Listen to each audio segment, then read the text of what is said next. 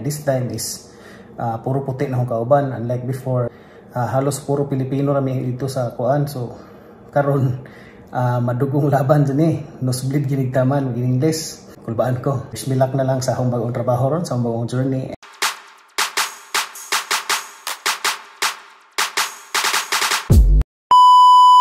Hello guys, good morning. It's my first day of work sa akong bagong trabaho karon, and medyo gikulbaan o excited ko kay ako kay ba mag-ung adjustment na pod sa trabaho niya. This time is puro puti na akong kauban, unlike before sa Battle Depot nga halos puro Pilipino rami dito sa kuan. So karon madugong laban din nosebleed ginigtaman in English nya. Ang workplace is nara sa Atbang, so dili na ako kailangan mulakaw 1 hour early or 45 minutes kay nara man sa Atbang mga 3 to 5 minutes ra siguro. And yeah, kulbaan ko. So ito na karon, first day kaan pa deron, orientation pa deron ako. So 4 hours ra karon sa trabahoan kay orient niya ikuan ang schedule sa akong training kay kuan man ning akong gisudlan entry level. So i-train pa ko for 1.5 month. So wish me luck na lang sa akong bagong trabaho ron, sa akong bagong journey, and kita taon niya inag-uli na ako gikan sa akong orientation. Bye. Many hours later. And so just like that, naka-uli na ko sa bahay, nahuman na akong orientation. I was supposed to be out at 3 PM pero hindi ko kayo kung maklaro ba ninyo, pero ang oras is 1:41 or 42. So the orientation was ended early kay nothing much to do man pod. Nahuman po og kuan ang presentation, mga program, values, goals nila nya. Mga gi-orient po ko sa place, sa mga gamit, sa mga kuan, gipakita ko nila ang actual nga trabaho jud kay di kuan man. So mas early pa ganin ta ko makauli, mga before 12, pero gahuat man lagi og sakyanan nga mo pa service dito. So taod-taod pud nga nay nga abot mo nang anak pa ko nakakuan nga nakauli na ko sa bahay nya, balik ko gitagaan ko yung schedule. So mo ni ang schedule no for this week. So sa inyo nakita is puro training. So training ra ko karon sa akong mention ganina usa ka buwan og tunga akong training, pero sa akong training is paid na siya, paid na ko ana while kan ka training. Yeah, ora to gi-orient ko sa mga what to expect, sa mahitabo unsay kuan mga policies sa kuan nga nabasa na po na ako daan online pod before ko ning on board sa ilang system. So nakauli ko kuan siro mga 1 kapin ko dire nya, wa gani ko nakapaniud to dire. So muna na dire ang baon no kanina, so anhin na lang ko magkaon sa hong baon kay wa mo ko nakapaniud to dito sa trabahoan nya.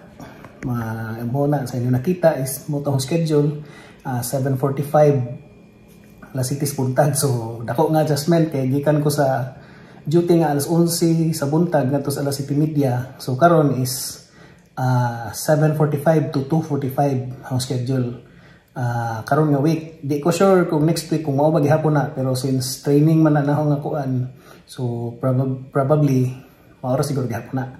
So sa trabaho, kamo sa trabaho is kuan ra man kanang kuan ra gud makitaan ra gud po nato nga mga change oil service ato ingana ra gud pod, pero sa ilaha lang is na sila kanang call out bitaw kanang mga code mga kuan, which is mo ay hong gikalipugan, ay mo hong murag maglibog pa ko sa trabaho. Is wa ko problema kay namatay experience gamay o mga sakyanan, change oil lang, mga battery, check sa battery, ligid mga na is nabuhat na naho. Pero sa process lang ko nila nga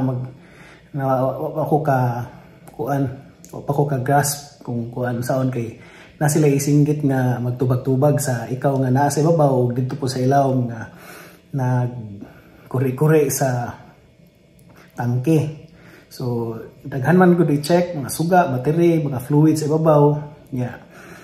Dito sa ubos ang filters sa mga kuan basta. So Sa akong na-mention po ganina is na balaka ko kay pasin magkadugo ang ilong kay why Pilipino kay sa paglabay-labay na ho dito puro mugod puti, pero fortunately pag adto na ho is naay usa ka Pilipino na mo'y gihimo nila nga mo'y mo train na ho. So taga Davao siya pero nagdako sa Manila, so bisag taga Davao siya di sila kasabot og Bisaya nya.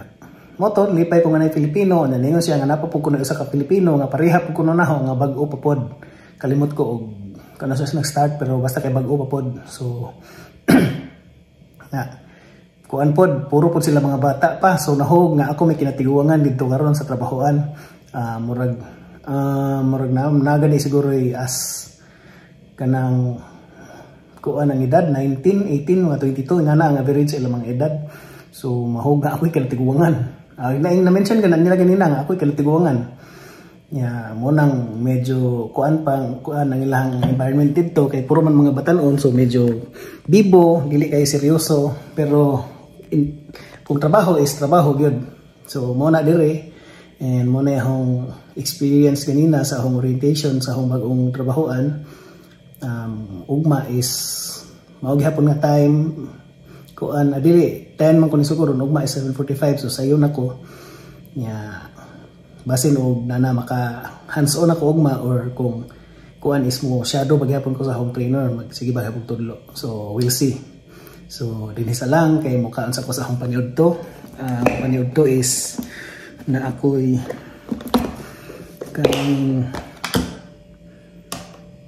kani prito nga baboy, saging, rice, tubig.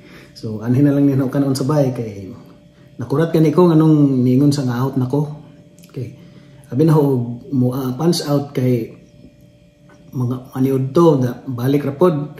Pero pag kuan na ho kay niingon man tong manager nga kanang see you tomorrow. So uli na siguro jud ko. Hindi bitaw niingon po to si katong trainer nga ingon mo ra to nga uli kun may dungan kay gi kuan man ang hong oras is gi pareha sa oras sa akong trainer nga katong Pilipino. So 7:45 yang out to 7:45 yang in, 2:45 yang out. So moto di pareha nila, so motong out ko 2:45. So anyway, paid mo po ko, and I think murag that's it naman siguro po sa kuan. So taas pa kay ko oras no, 2:45 magunsa mo karon. Siguro ngita lang siguro kuan sa kuan dire, or kung fix na gini ang schedule basin og pwede ta maka part-time no.